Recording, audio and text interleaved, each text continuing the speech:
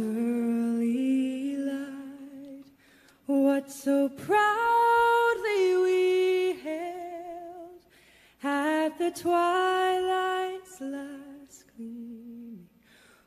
whose broad stripes and bright stars through the perilous fight, and the ramparts we watch were so gallantly streamed, and the rocket's red glare, the bombs bursting in air, gave proof through the night that our flag was still there.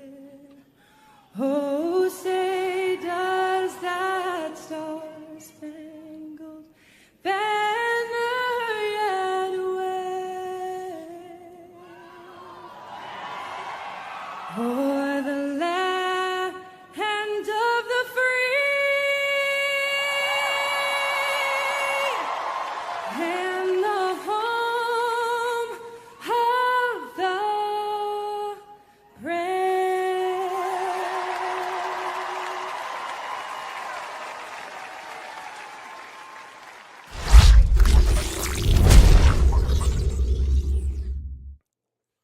Good morning. Good morning.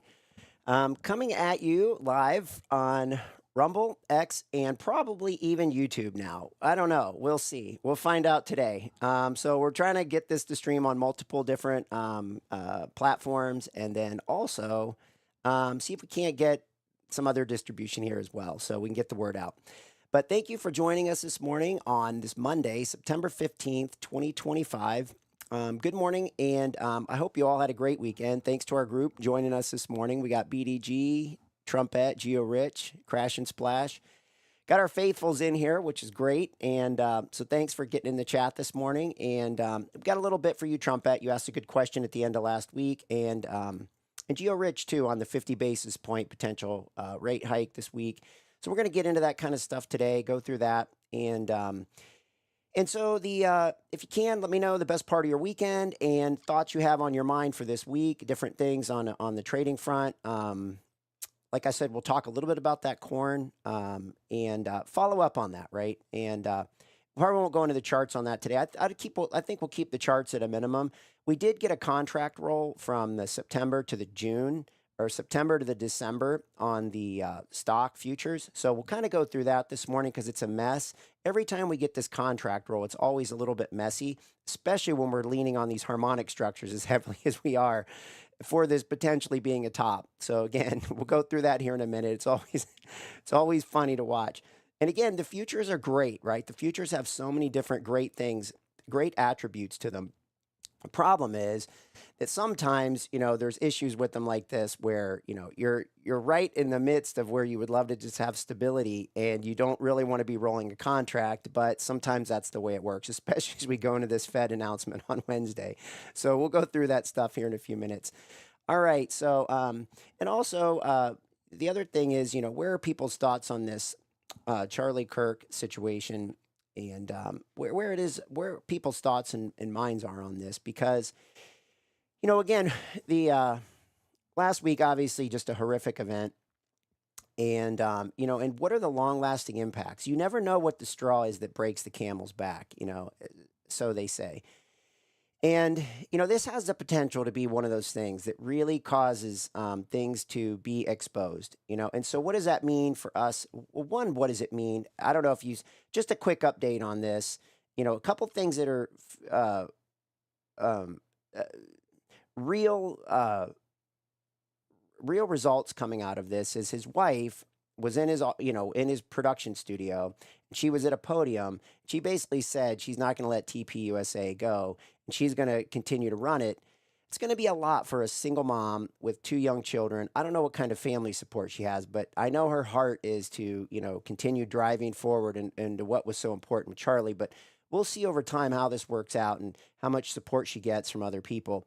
But a beautiful sentiment nonetheless, right? I mean, what a fighter. And probably just completely heartbroken right now as well.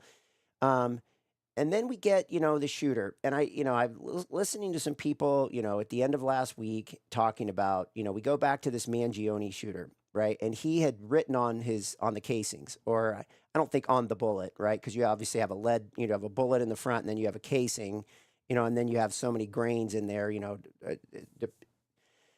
that determines how explosive the firing will be. Anyway, on the casing, I think Mangione had written some things on there, and this is what I think: deny, defend, and depose. Okay, it was what was inscribed on the casings. Then we get this Minnesota shooter. Okay, and we know that I don't think there were any inscriptions on the actual rounds of the bullets, but on the casings, but there were clearly writings all over, the magazines, the gun, everything, right? Everything that guy had laid out, or girl, whatever, the transgender had laid out on that table. Everything had writing on it in white, right? I'm sure it's the image that they want us to see, right? Clearly, they want us to see this. Okay, and then and it's being pushed at us pretty hard.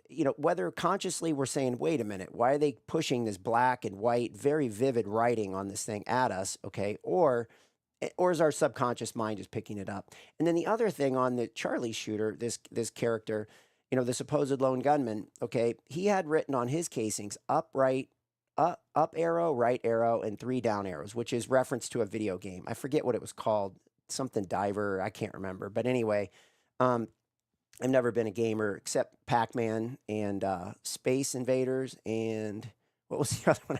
Space Invaders, Pac-Man, and trying to think what else. Asteroids was a good one. I mean, that was about the extent of my gaming all the way back to then. Okay, but other things written on these casings were notice bulges, OWO, what's this? I'm not really sure what that references to. Then he had written on there, hey, fascist, catch. Obviously, I mean, we've seen that kind of reference before too. And then another writing on there was, I think that speaks for itself. And then another one was Bella Ciao, which is supposedly an anti-Nazi Italian battle cry. So again, what's up with this? Is it just, so here's the question, right? Is this like someone had a good reference to this. Is this like planting a tree, or is this like, actually taking a tree and planting it in a place? Or is this just the culmination of all these seeds being thrown out, and now we're getting, the rising up of this forest, and they're all copycatting each other, right? It's like, oh wow, that's that guy. They're sick individuals who are going to pull off some sort of, they want some sort. Again, people do things for different reasons, but they want their life to mean something. I think that's what pretty much everyone, in some way or another, wants it to mean. Some people that just means making food for their kids every day, and everybody's happy, right? And they know that they're taking care of those kids and pushing their lives forward. Some people have to go out and shoot someone and kill someone and take someone off a pedestal. Everybody's got these different agendas, and they get so sick and distorted. Some of them, is this just the culmination of planting all those seeds, right? This constant Soros, NGO, pumping of, information at people, the constant pushing of kids in college and at high school level, to brainwash them, and the video games, right? And is it finally starting to, you plant all those seeds and you're like, oh, wow, these video games aren't good for kids. They aren't good for kids. And you kind of don't, you're like, well, maybe, maybe that is a result of video games. Maybe that's a result of these video games. But then you start seeing this kind of stuff and you wonder, is this really the result of all those video games finally starting to come through? So again, is it the transplanting of a tree and putting it in a space, or is it finally just the seeds that were scattered all over the place? The seeds, whether organically, just from falling from trees, and now they're starting to, little tiny sprouts of trees have grown up. And that's what we're seeing with all these different shooters and these different people. I don't know. But the key is, though, I find it funny, not funny, I find it peculiar, or concerning is probably the best word, concerning, that we're getting, again, the girl on the train, this shooting of Charlie Kirk, the the Minnesota, right? And they come in waves. I mean, it's no surprise that sometimes, again, just like markets, right? We talk about 3s and 5s, right? Elliott Wave talks a lot about, and who this Elliott Wave guy referred to, right? He was a accountant, and he just started studying markets, and he started realizing that things come in like waves of 3s and 5s, right? So in the direction of a trend, it's usually 5 waves, and a lot of corrections are 3 waves. And you can break these down and try to analyze them all different ways. And I don't think there's really a repetitive pattern to it, but there is a pattern to the structures, right? There's a structure that's in place a lot of the time, not always. And so people, go to the nth degree to try to figure out what structure are we in? Are we in a third wave, a fifth wave? Are we in a corrective XYZ pattern? Are we in a corrective this, that, whatever? But nonetheless, we get these threes and fives. And so again, you see these events comes in threes and fives. And that's what I'm questioning is this just a natural event, that's come because of, finally these video games are starting to brainwash these kids and they're all copycatting one another, and writing on these casings and we don't know. Or is this some sort of an agenda? That's the thing I don't know. I mean, if you guys have any thoughts in here, I'd love to hear them because I always love the thoughts. I always love everyone's thoughts, but you guys are, I mean, I look, if you didn't to come in here and tune in at 8 a.m. and watch this, obviously I think you're a thinking person, otherwise you wouldn't be here.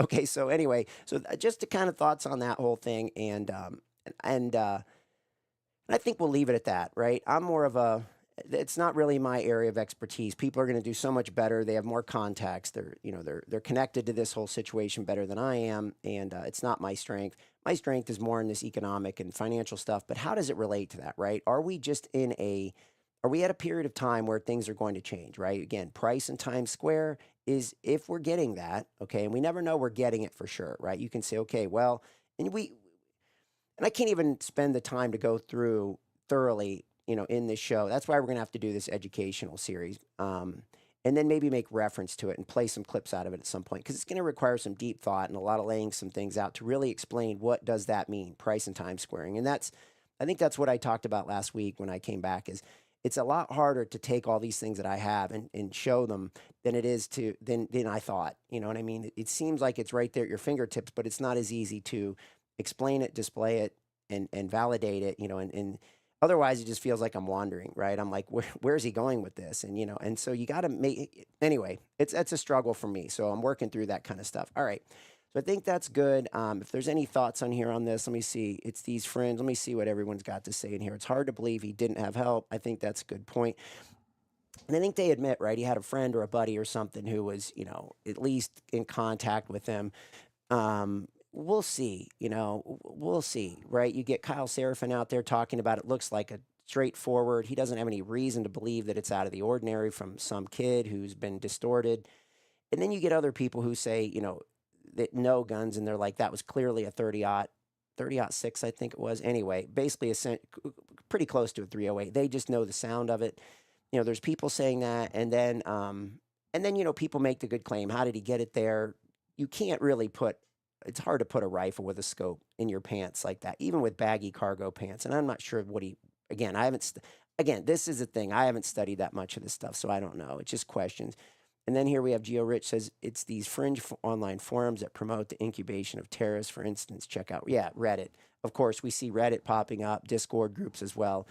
Yeah, I think that's totally, and I'm hearing the same thing. So that's, again, great insight. Again, if you have any more, as we go through this whole thing, I think it's important for us because if we're looking for a market top and we're trying to find when these things coincide, what is the straw that breaks the camel's back? Okay, is this the straw? Is this a potential straw that breaks the camel's back? Right now, when we look at this harmonic structure, if we stay on the September contract, you'll see it still looks okay, right, from the perspective of the NASDAQ. And again, I've talked about the synchronization between this NASDAQ and the S&P, right? Let the S&P go through a little bit, let the NASDAQ come up and synchronize, see if the two can't kind of hover around the full upside objective this week. But again, it's on the September contract. The December contract is way above now, right? Because there's things that go into these contracts, right, that create gaps when we flip from one contract to another, okay? Things are already built into the forward contract. That's what these futures do, right? That's the name of them. They look out into the future. And so part of looking out into the future is they're taking inputs that potential interest rate changes, this week, right? They're going to interpret that in there. They're going to interpret different things into this December contract. And we get this gap higher, right, from the September to the December. And that's where we're at now, right? On the NASDAQ and on the S&P, the December contract has now gapped through these harmonic structures. I still think they're going to prove to be important. This structure has been really, again, out of the gate on this structure, it was a little bit murky, right? We didn't get the buildup zone like I would have, like I would normally expect or like to see. But after that, once it actually started its progression into the, from the lower left to the upper right on the chart, it followed this harmonic structure incredibly well, right? Especially the halfway harmonic. And then we saw once it came down and retested it a couple times, then it started inching higher with the 5/8, 6/8, the 7/8, right? So again, I would be highly surprised if this December contract doesn't come back and prove that it's going to find the full upside objective at this harmonic structure. I'd be very shocked if we're just going to blow through and that's it.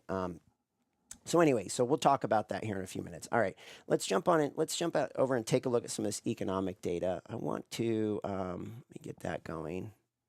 Okay. All right. The okay. Oh boy, that's kind of a mess. Let me just clear this off here. Hopefully that does it. Okay, I think that's better. Oh boy, we're cut off on the side.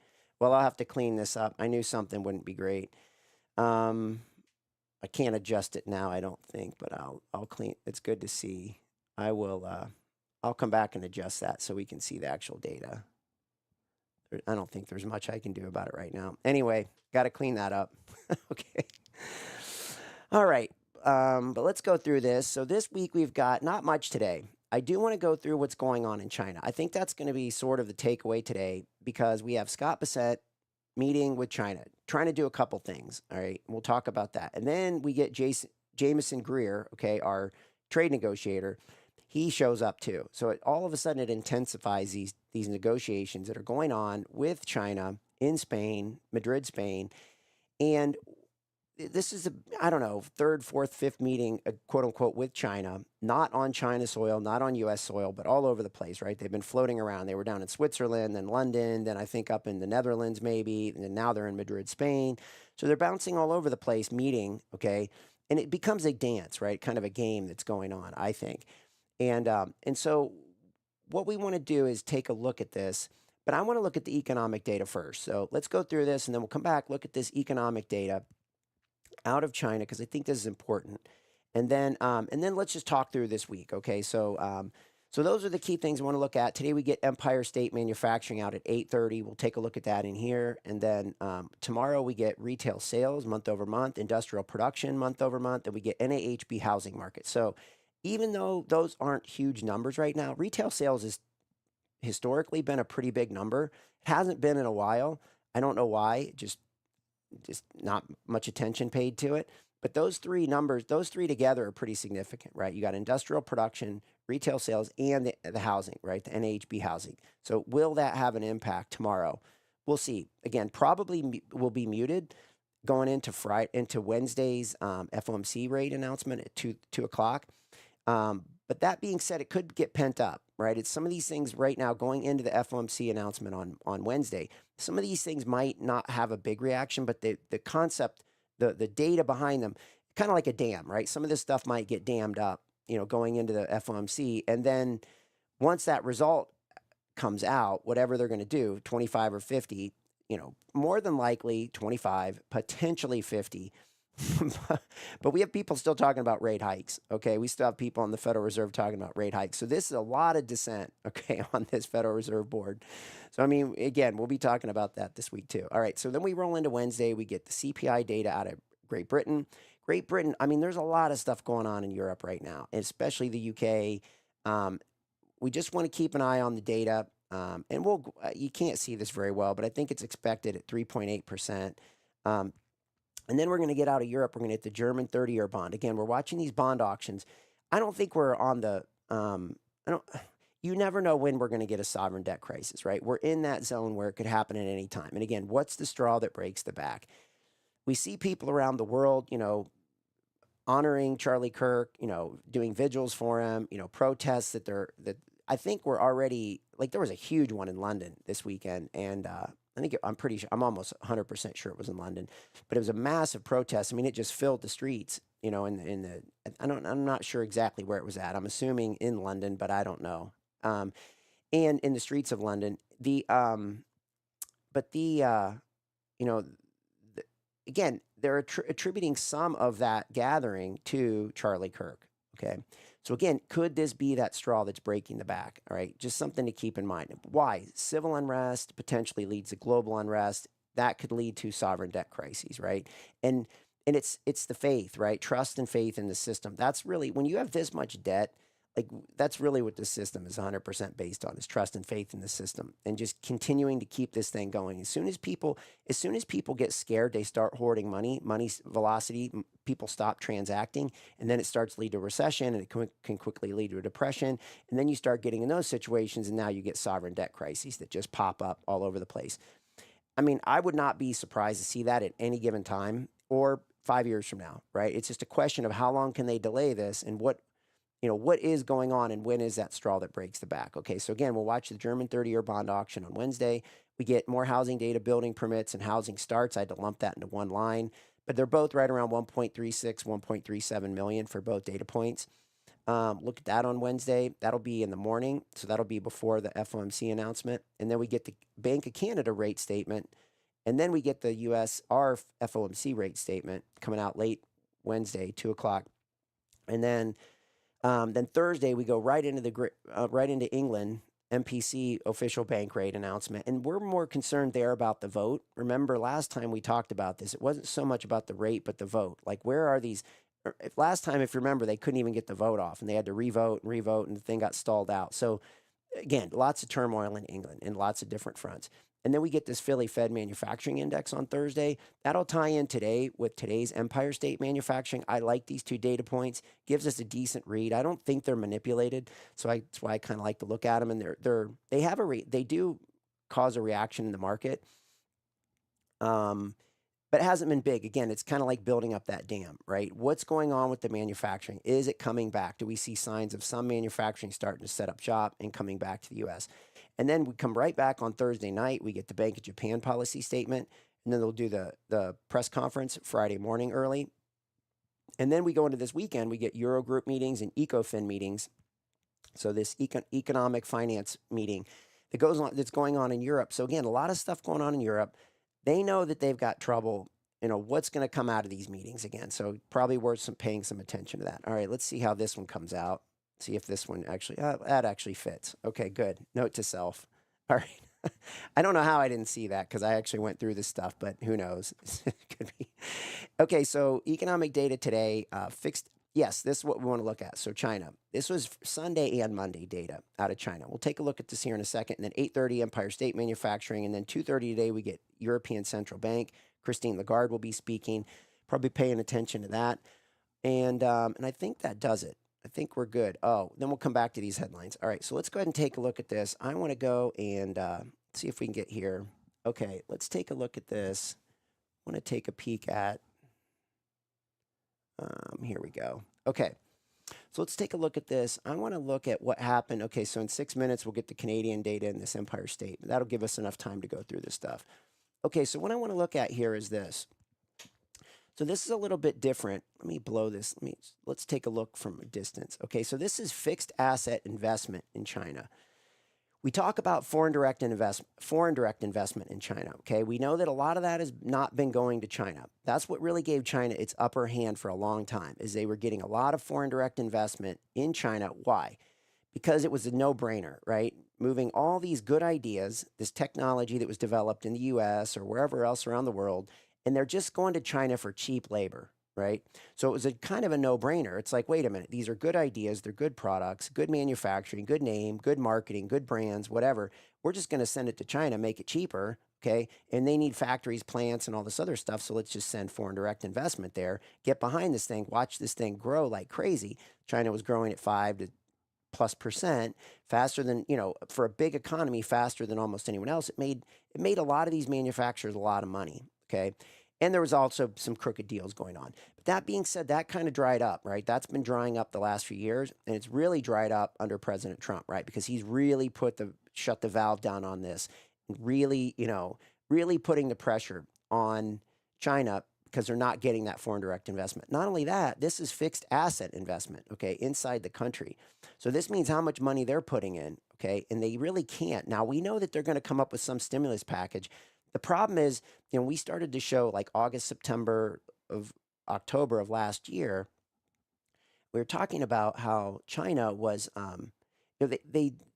we knew a stimulus package would come, okay, and then we see guys like David Tepper, all right, of Appaloosa Management, one of the biggest, not biggest hedge funds, but very bright mind, right? Very wealthy guy, but very bright mind, and Wall Street listens to him. He doesn't come out and talk very much, but when he does, people listen. And he was saying, just follow the central bank, follow the China's central bank, right? And he piled in, and he really wasn't right, okay? He really blew it, and that's what we were calling into question at the time.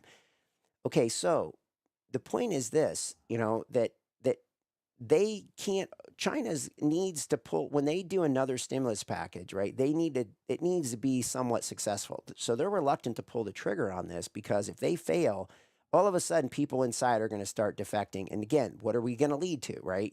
Social unrest. And China really can't afford that. They can't, especially after what happened in Nepal, right? I mean, the governments are looking at this and they're saying this isn't good, right? I mean, the people get ticked off, they will come in and steamroll this administration, right? These, our legal system. So again, that's what China's afraid of, I think, right? Is not putting out a stimulus package, okay, that doesn't work. All right. So when we look at this, longer term, what you see is, this, from let me see if I can get the timing up here. I don't think I have so you can see the time frame. Okay, here we go. So now you can see back in like 2005, 6, 7, 8, 9, 11, even into 2013, things are pretty stable, right? Fair amount of fixed asset investment going in. And then you start seeing 2013, 15, 17, 19, it really trickling off. Then we get COVID, right? We get the big spike down, we get the big spike up on the recovery, and then we go back to a downtrend. Now, let me blow this up a little bit and just show you. So here's the thing we want to take away from this is really the last 1, 2, 3, 4, 5, 6, 7 bars or something like that. So let's just say right here in like April of 2025, right? It looks like China's potentially on the mend. Okay, there's a little bit of an uptrend. We get 2 or 3, data points that are pointing up, and then it rolls over, and it's 1, 2, 3, 4, 5, 6 data points to the downside. And really, if you look back, this is the most negative fixed asset investment, okay, that we've seen in China in this whole data series, right? Going way back into 20 years. Okay, so that other than COVID, right? Other than this anomaly that was COVID. Okay, so if we're just looking at this data point, it's pretty significant, I think, what's going on is this thing's about to go negative or to zero fairly soon if this trend continues.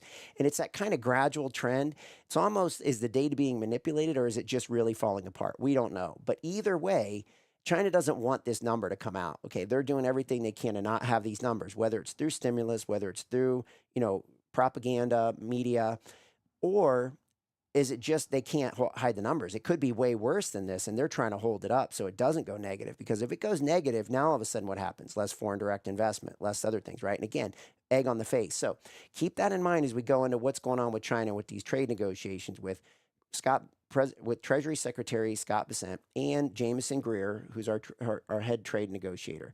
Keep that in mind as we go into that because I want to set that backdrop. All right, and then what we had here too is housing. Let me just go up and see if we can hit this one real quickly too. We've got new home prices in China. You can see this, they're pretty negative as well, okay? And this has been a big problem for China, right? They want to try to stimulate housing, okay, and it's not working, right? So again, they get a little bit of a potential recovery here. It looks like it's coming back to zero, and then it just starts rolling over. So the question is, and really since what? Looks like 2021, late 2021, early 2022. It's been mostly negative since then. Now, I don't see data going back further than 7 years on this, so it's hard to know like what the longer term, but I have a funny feeling it was pretty much positive up until this point, and then it went negative in late 2021, and now it's been mostly negative minus those 4 or 5 bars that we see that were positive, okay, in like what, early 2023. All right, so just keep that in mind is the situation that China's in. All right. Let's come back in here and take a look at some headlines. I think that covers the economic data. I think we're good on all that front. All right. So let me get this back up. And all right, we'll go through some of these headlines here. See if there's any questions. Okay, 7. Okay, so we've got Sven in here. Learning about the gap is very helpful. Yep. And actually, I was talking to Sven, and he's put on a couple futures trades, and Craig, put your image on your daily thumbprint for your show. Maybe some former listeners will see it and find you again. Oh, thanks, Trumpet. Yeah, I know. I'm working on that. Yeah, I'm working on that. We'll see. Yeah, thank you. Thanks for the reminder. I really appreciate that. No cell phones for kids and limited online access. GeoRich indeed. Okay, so yeah, so we'll talk about that. Sven, let's see. We've got some data. It looks like it's just coming out. Let me take a peek here. See if anything crazy happened with this. Let's go ahead and take a look at this. All right, so we've got September Empire Manufacturing. So it was expected to come in at positive 0.5, and it came in at minus 8.7. So not good. Anything in Canada? Manufacturing sales? Nothing major there, I don't think. Empire State Manufacturing. Okay. So there'll be, you can see here, there's a lot of different components of this. So I'll have, September components, new orders, shipments, prices paid, employment. That stuff will fill in here over time. And we'll see, what the overall, well, here's some of it coming through. New orders, minus 19.6 versus positive 15.4 prior. Then we have shipments. That one still isn't out yet, but it's 12.2 was prior. Prices paid's in 46.1 versus 54.1, not good. And we have employment, negative 1.2 versus 4.4 prior. So again, few numbers still to come in. The shipments and the 6-month business conditions are still to come in. That being said, nothing so far, nothing's good, right? The headline numbers negative, and all the little components that we've gotten so far are negative. So let's see if anything else has come in or if it's still coming in. No, nothing else. All right. So maybe we'll take a look at that. Maybe I'll take a peek at that as we come back. All right. Okay. So again, not good for us either. And what does that mean for the Fed? Again, more water in the dam, okay, for rate cuts. And takes away some of the pressure from the, for those who want rate cuts, this continues to put more in their camp, right? For those who want rate hikes, the few, okay, that still think, and they're not wrong, right? Inflation is still out there, right? There's parts of inflation that are still out there. There's certain things that are very inflationary, and there are certain things that are deflationary. And we got this tug of war battle between the two. And I still think we could go deflationary. Why? Because of China, right? China pulls this whole thing down, and that would mean a higher dollar. There's other things that can drive the dollar higher too. Like if we go into some kind of wartime here, then we get capital flows, okay? Capital flows out of other places into the safe haven, into the U.S.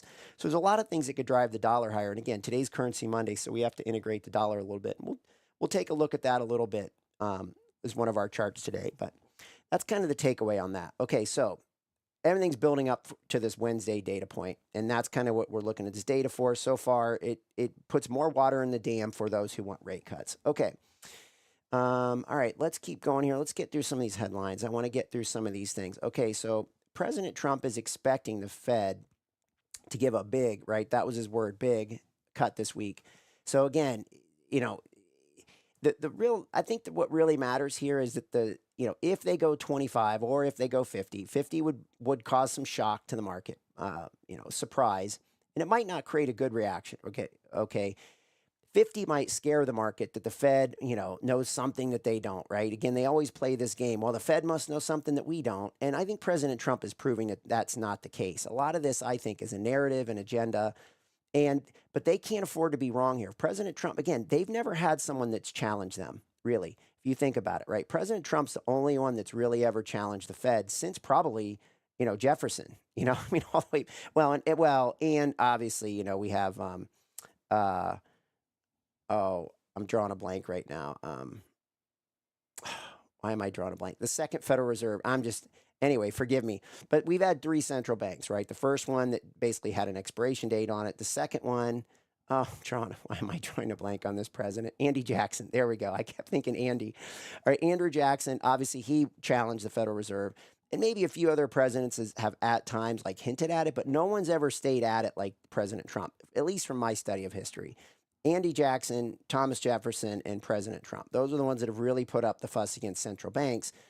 I don't know if anybody's really put up a fuss after this central bank, okay? Everyone for the last 40 years has been fine with it and just gone along with it, whether it's Volcker or Greenspan or, Bernanke or Yellen or now, Powell. Everyone's pretty much gone along with them and just given them the high ground. Okay, those guys know they're independent. They're doing the best for the U.S.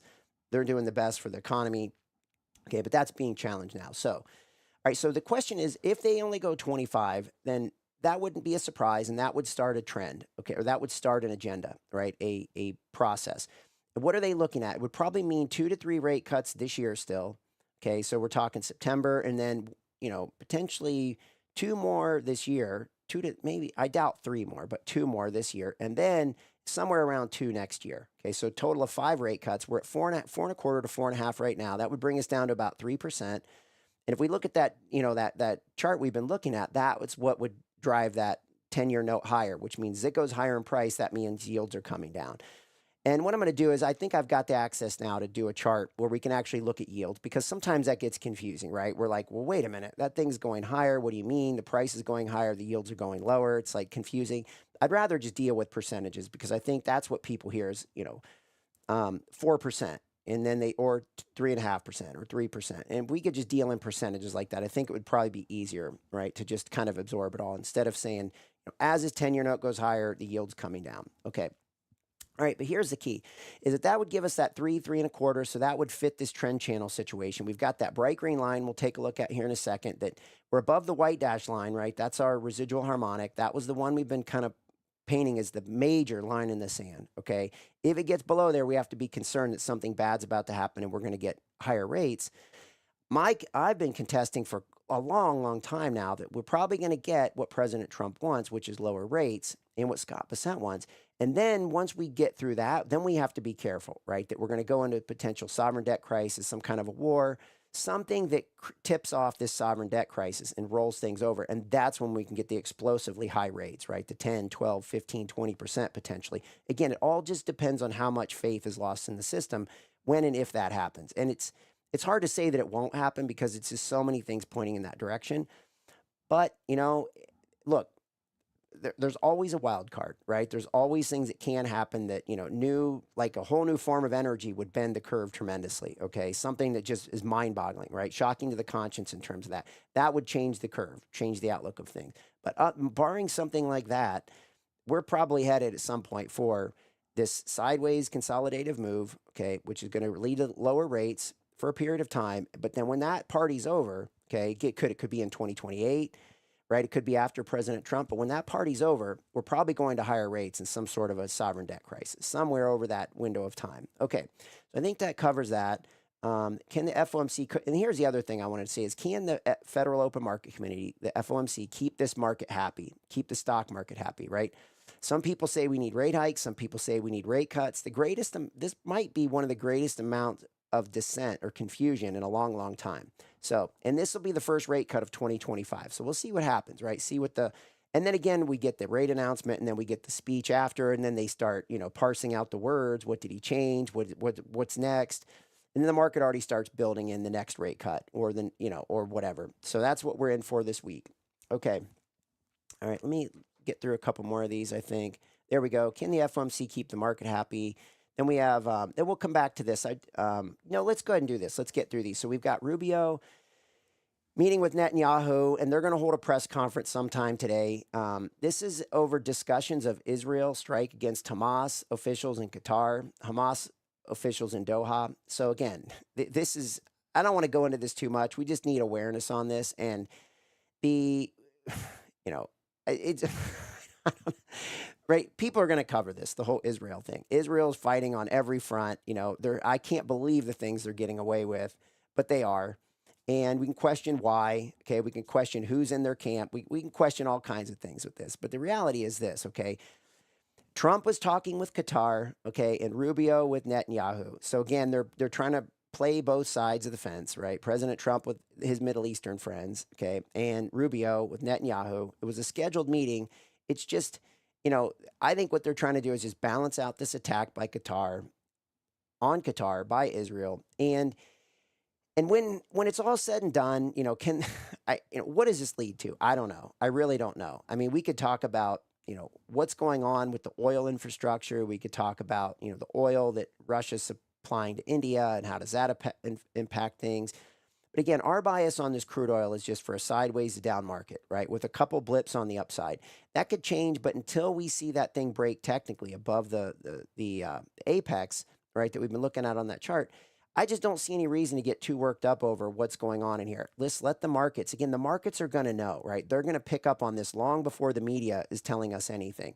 So that's why we watch the markets to give us a heads up on what's going to happen. Right now, I just don't see anything. We'll have to keep watching that 6318, watch this suspicious harmonic structure, okay, this potentially corrupted or not polluted, I guess, polluted harmonic structure. And I know why it is that way, just because of the math behind it. But anyway, I'll just leave it at that. We have a harmonic structure on it, but I think it's somewhat polluted, so I'm very skeptical of it. And but the 6318 will be our guiding point, and then if the harmonic structure proves valuable and it's not polluted, well then great, we'll tag on to it. But right now, if we can hold below that 6318, we don't even have to worry about that. We can look at the targets on it and we can see if it starts to respond. But right now, I'm just questioning that. Again, back to Israel. The big thing out of this is, can they mend the fences? What's the agenda? We just have to keep watching. We hear all the things with you know, with Gaza, it's a terrible, it's a human tragedy. It's a clearly some sort of an imperialistic takeover here, and we're just gonna have to watch and see what happens here. We've talked about this in terms of maybe a new canal going through there. Monte Carlo. This new Gaza Strip. Who knows? We just don't know what they're up to. Okay, but the point is, at the end of this week, Rubio will then meet up with President Trump in the UK, okay, for an important meeting. And that's what we're going to watch to see is how do they mend the fences between Qatar and Israel? What comes out of these meetings? And then, when they go back to the UK this week and they meet up there, what comes out of that meeting? So that's kind of the summary on that deal. All right. President Trump is also ready for major sanctions on Russia. Okay, so he's been reluctant to do this because he said sanctions are expensive, they're costly, and they're hard to enforce. That's the real reason. And here's the thing. Trump is saying, look, Europe, you're buying oil from Russia, okay? And, you want your cake and eat it too, right? You want war, but you also want to get your energy from Russia. So they're trying to make a shift of where Europe's going to get its energy. Is the U.S. going to be able to provide some of that? And look, President Trump is opportunistic. So clearly he might be trying to deal with things on a geopolitical level, but he's also going to come in and say, look, this is also a profit potential here for our natural gas exporters or our crude oil exporters, okay? And he's going to try to create a deal here that's hopefully lucrative to someone out of the whole situation, I think, okay? But here's the thing is what he's saying is to Europe, you have to tighten up and toughen up on your end of the deal, okay? You're going to have to help hold these sanctions. Otherwise, it's just it's like holes in the bucket, right? As what was it? Liza said to Goofy, or Goofy said to Liza, "There's a hole in the bucket, dear Liza, dear Liza." The point is Europe's a hole in the bucket, and there's a lot of places that are holes in the bucket. So we can apply sanctions, but then it can't all fall on us, or otherwise we're the ones that are spending all the money and trying to enforce it, and everybody else just allows the crude oil to flow through all these different places. And you can see that's why I think they're trying to crack down on China, trying to crack down on India. President Trump's got his hands full. This administration, we're finding out that they really have their hands full. There's a lot of things that need to be fixed, and it's pretty messy. All right. Okay, so there's the President Trump on the sanctions. One of the things I want to add in here, again, I mentioned last week after the Charlie Kirk shooting that I was hoping that Jack Posobiec would one, I know he's like incredibly great friends with Charlie Kirk and his family, so I thought interesting to watch him. I can't say that I was disappointed because obviously he's mourning, but I thought he would be able to step outside of that and say, hey, let's keep an eye on Poland because he's been banging the drum on this for years. Okay. And maybe he's not, maybe I'm making something out of nothing, or maybe he's just, not covering this. I don't know. I haven't seen him cover this, but here's the thing. Quickly, because I don't want to get too bogged down in this, but Poland, right, is the fifth best performing economy in the world this year, right? They're up 49%. Okay. And in US dollar terms, not so much in the Polish zloty. Okay, so again, we should probably look at the Polish zloty and compared to the dollar, and then you can always do a currency conversion here. I don't want to get messy with that, but here's the thing: not only is the Polish market up 49%, but it's also still relatively cheap. Okay, and it actually still has value. When you look at various metrics, and the question is why? How did they get here? I think a lot of it came down to Donald Tusk. Donald Tusk was one of the guys that was running Poland. Then he went off to Europe, got into the whole bureaucratic situation, right, in Brussels, was there for a few years, clearly is a globalist, or whether he was or wasn't, became a globalist, comes back to Poland. It's a rigged election. Okay. It's not real. They basically slide him in there. And then not only that, as soon as he gets slid into this leadership position, because they have two, Nawrocki and Musk and Tusk, not Musk, Tusk. Those two are leading Poland. Well, here's the thing is that Tusk, as soon as he got into office again and leading, being half the leader or a portion of the leadership within Poland, all of a sudden this European money comes through from the euro, okay, from Christian von der Leyen, right, and all of his buddies, okay, out of Europe. So again, was all that money influx that came into Poland part of what's driving this economic situation for Poland? Okay, are they trying to look? We could go a million ways with this. The point is, did that make a difference for Poland relative to its neighbors? The fact that they got more money than others. Okay, as soon as Donald Tusk was appointed or slid into that position. And are they doing this for a purpose? Again, back to Jack Posobiec. I mean, he knows this area very well. I'd love to see him come through and do a nice job on this Polish situation. Give us an update on it. And maybe he's doing it. Maybe I'm just missing it. But he has studied this extensively. Okay, so I'm kind of holding out hope on him for this. But and I get the morning and so forth. But hopefully, I'm trying to keep tabs on him, see if he's going to come through and get back on this with Poland. Okay, I think that takes care of that. All right. Let's get into this one, and then I do want to come back. All right, Bessent Greer China meeting. All right, we could spend some time on this one. I'm going to try to keep this simple. Here's what I think's going on: is we have this meeting in Madrid, Spain, second day of talks. Okay, between Scott Bessent, Treasury Secretary, Jameson Greer, head of our head negotiator for us. And here's the agenda for the meetings: a Trump G meeting coming up. They're aiming for probably October. There's a lot of meetings going on in Asia in that October timeframe, so it would be a good quote unquote excuse, right, to try to schedule something between President Trump and President Xi in that October timeframe. That's one of the things. We also have this TikTok resolution, right? TikTok, the social media platform, okay? And then we have the trade and economy, right? And I think they're kind of in that order, right? I think that the goal was Scott Bessent went there by himself to try to set up this Trump Xi meeting, try to find grounds for doing that. It makes sense, right? He's a perfect guy to do that. Then all of a sudden it turns into this TikTok thing. Okay. It's like, okay, great, right? Is that a diversion? What's going on there? We'll talk about that in a second. And then clearly the trade and the economy. We talked about the economy, right? The economic backdrop in China. Okay. The situation that they're in. Remember, it's this battle between the two. We know China has all the rare earth metals, the rare earth magnets. Okay. We know that the US has these H20, these AI chips, these Blackwell chips that China would love to get their hands on. We've got this back and forth.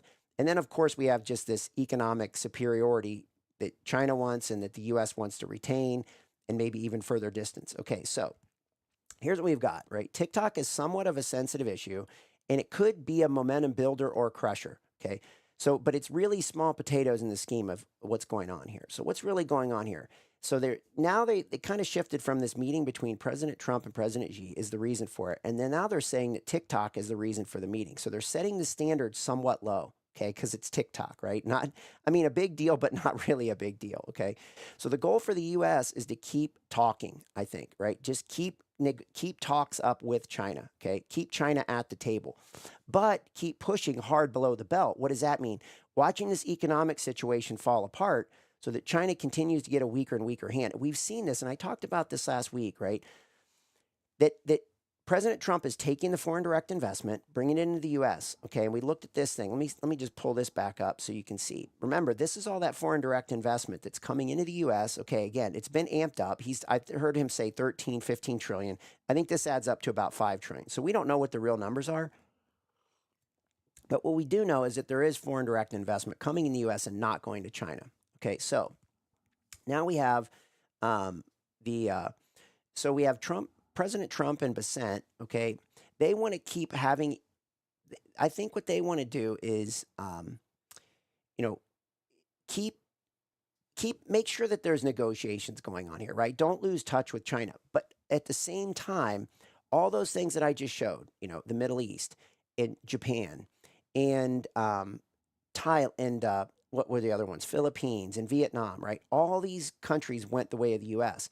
President Trump made some kind of a deal with them, and I think he said, look, we'll have your back on this thing, right?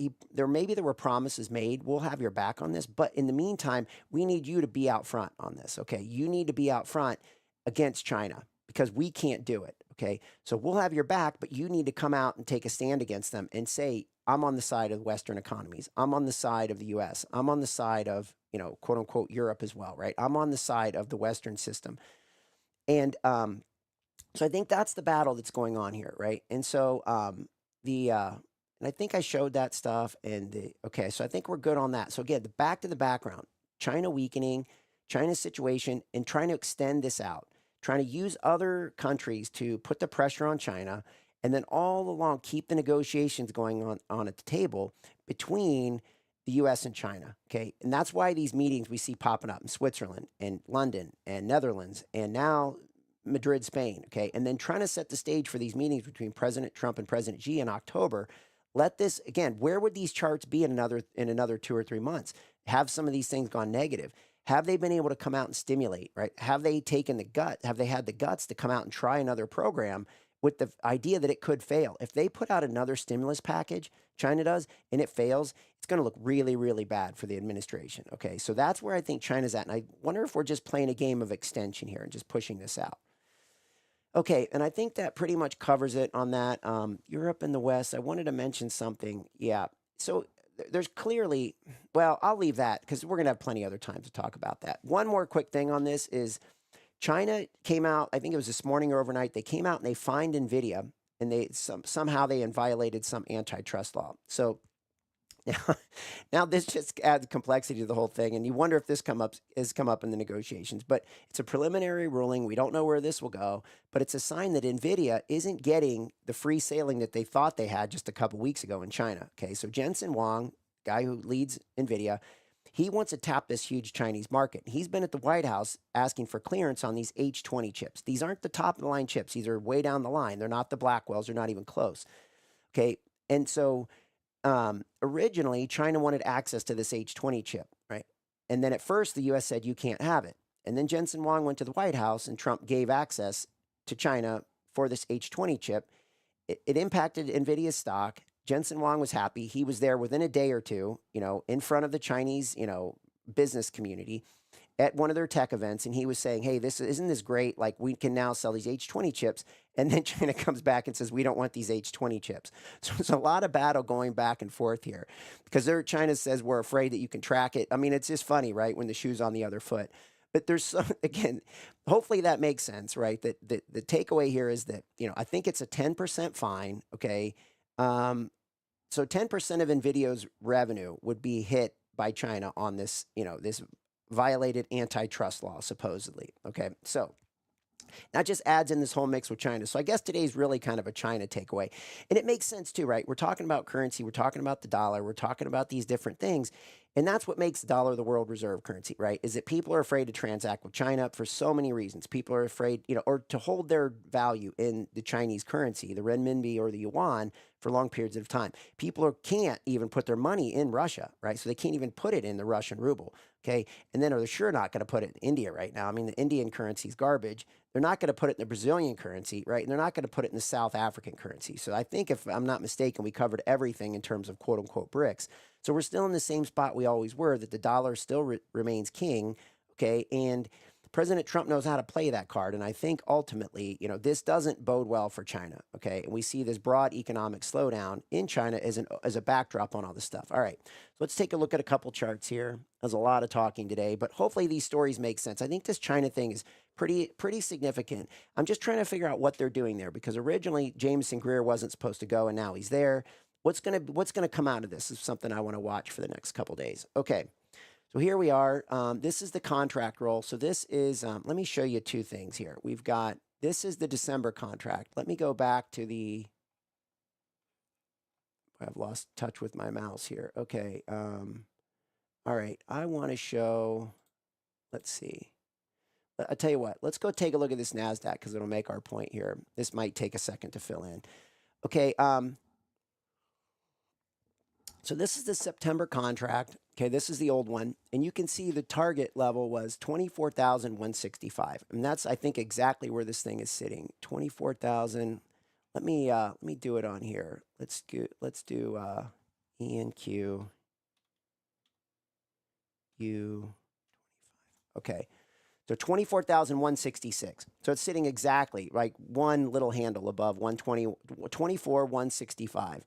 So it's sitting at 24,168 right now. You can see by this chart, this right over in here, right? I'm highlighting, this little area, right? That's the actual market. The green are the buyers, the red are the sellers. And it market's pretty thin right now. What are we? Yeah. So we're just a little bit before 9 o'clock. Okay, so the point is we're sitting right at this bright green line, the full upside harmonic on the September contract in the NASDAQ. Okay, the NASDAQ's clearly been the leader for a long period of time. Is the baton being handed over to the S&P? Is the baton being handed over to the Dow? That's another round of questions that we have. So again, sitting right at this harmonic structure on the September contract. If we roll over and we take a look at this on the same time frame, okay, and this will take a second to fill in, I put the white dashed line on there. That's the 24,165, okay? So if you look at this, back when we didn't hit it, and this will take a little bit of recollection to last week, back here in August, okay, August 12th and 13th, on the September contract, we didn't quite get to the full upside objective. But on this December contract, we did. Okay, and it hit and then it came off, right?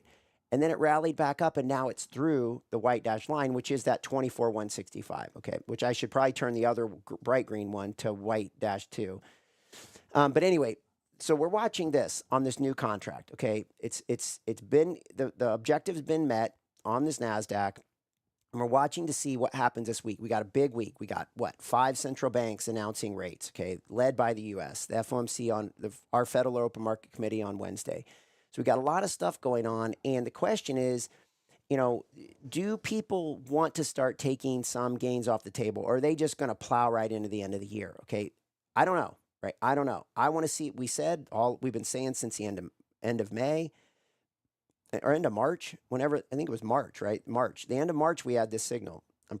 May, June, July. Anyway, I can't remember. I got a lot of things in my head this morning. But anyway, I'll come back and we'll figure that out, how long it's taken. But and I'll look at that as soon as we're done today. But the key is this, that, we've been talking about this for a long, long time, right? This, 65.47 in the S&P. What's it going to do when it gets there? NASDAQ, 24,165. What's it going to do when it gets there? Now we're there. And now that's what we're waiting to see, right? Funny how it lines up on a week with all these central bank announcements, and what else is going on, right? Again, Charlie Kirk, does that factor in? Is just the fact that we're getting price and time squaring and change is inevitable, right? Is this just things that happen in the world, right? And again, it sounds so crazy. Well, how does that relate to this? Again, the straws that break the camel's back, right? Are we going to see some kind of a top put in here? And now that we're above this white dash line, the question is, we have to manage risk against this, right? So again, I wouldn't be putting on massive positions in here, right? You could take little stabs at the short side, but until it gets back below that 24,165, I wouldn't be putting on massive short positions, but you can nibble, right? This is kind of the reverse of what happened on April 7th when we came in and said, look, you could probably start nibbling in here, right? This is a spot to nibble. Same kind of a thing here. If you're on the short side, this is a spot to maybe start nibbling, right? Getting out of some other things, right? Things that have done really well. And you're like, yeah, that thing I need to get rid of some of that. Or I need to get rid of some of that. Or if you have no position, you could start thinking about taking a small short position, right? And so what we need to do is, if you can always look it up. It's easy to find. You can go on Google or ChatGPT or anything and say, okay, what are some of the, what is the lowest cost short for the NASDAQ, right? An ETF, or what is the lowest cost one for the S&P? And you can find one of your choice. I'll try to come up with a list of those for this week because it's timely now, especially as we go into Wednesday for people who want to participate in that.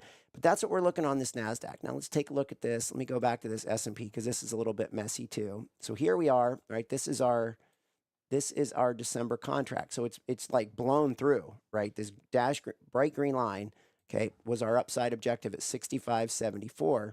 And it looks like it's blown through, right? 66. Well, look at that, 6,666. Wow.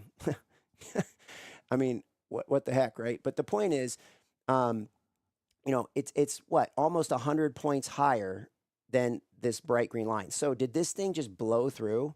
Okay, I would expect this December contract is going to come back down to this bright green line and retest it. What does it do there? Now, if we flip over here and we look at this on the, let me change this. boy, what's the easiest way to do this? I have so many charts on here. It's not easy to do. Well, this is a big picture. Yeah, let's just replicate it. Let me just create a copy of this. Let's do this. EPU 25. Okay. So this will take a second to fill in, but this will give us a September. How far did the September contract go through the full upside objective at 65.74? That's it, 65.74. Okay, so it's sitting at 66.06. All right.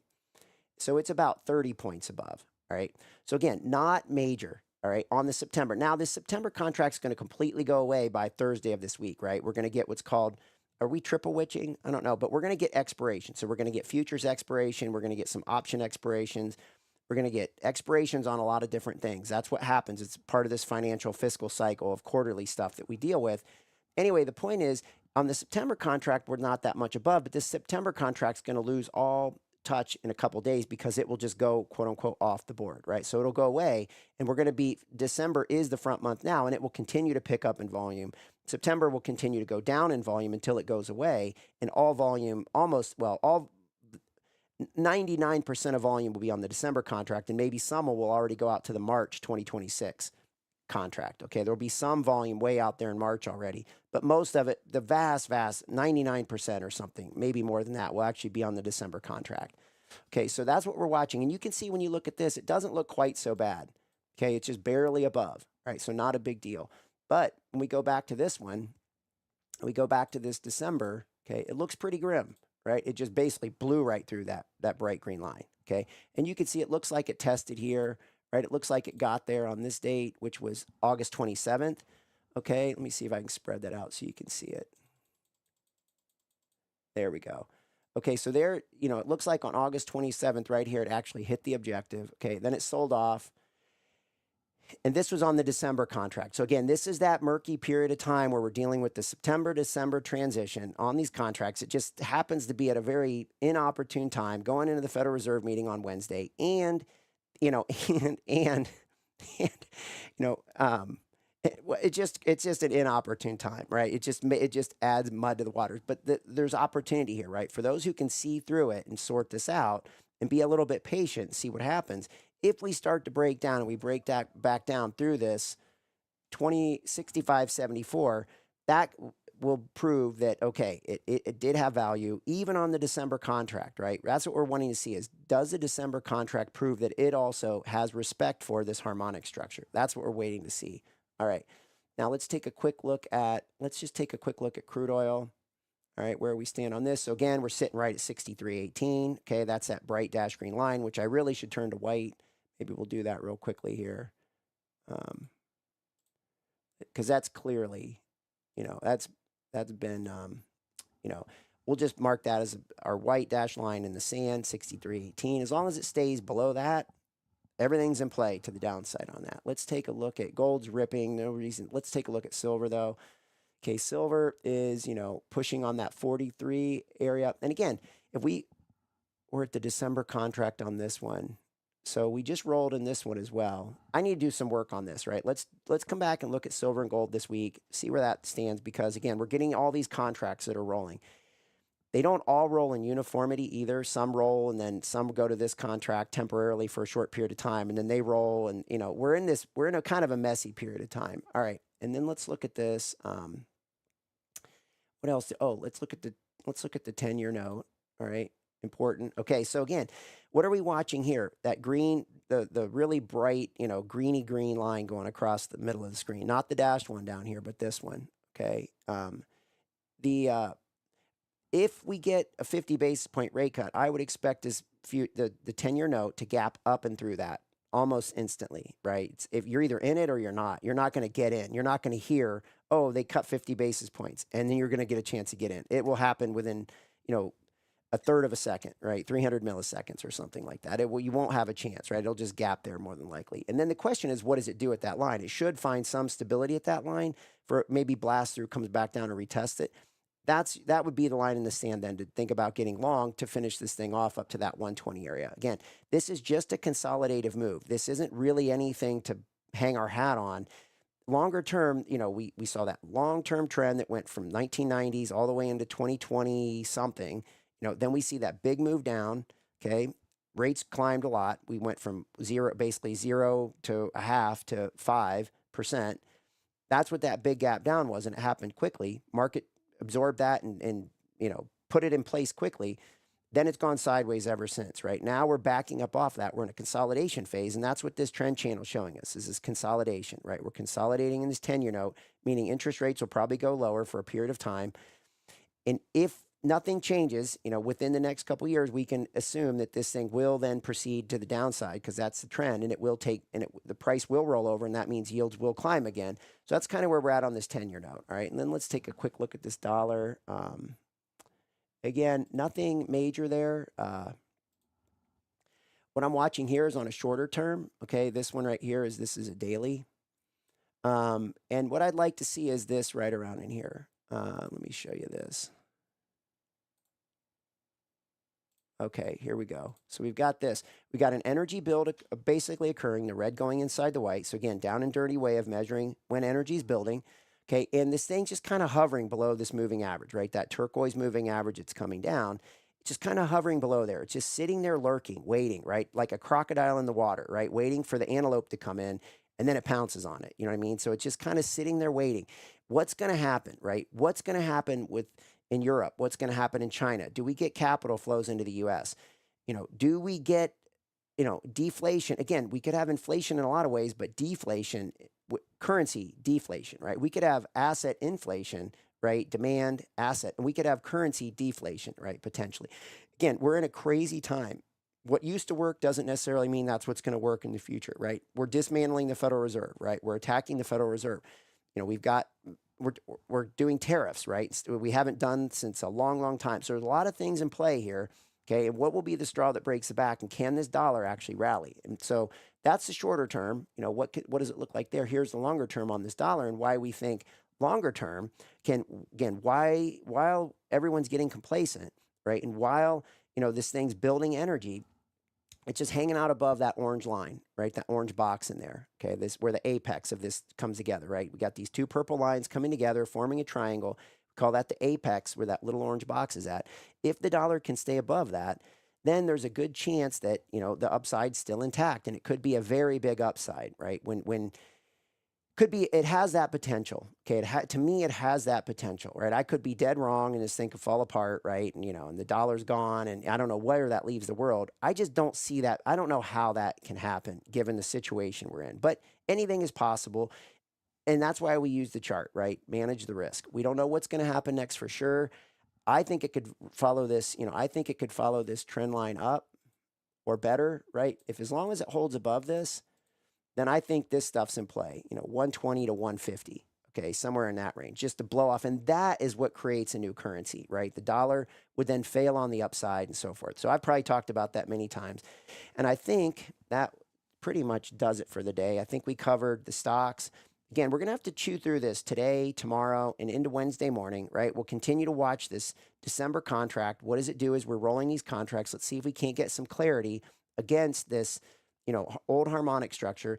Let me dig around into, I haven't dug through the new weekly signals, and we're not too far in. Let me dig through some of the September signals, see what we can find, look at a couple critical sectors, see if there isn't some little evidence waiting underneath a rock for us, see if there isn't something we can find, because it should be, it used to be really quiet going into the Fed announcement, right? You normally get 2 days of quiet.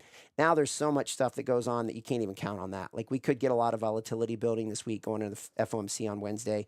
But typically I get time to actually do some digging. Let me see if I get some time to do some digging this week, and we'll see if we can't figure some of this stuff out. All right.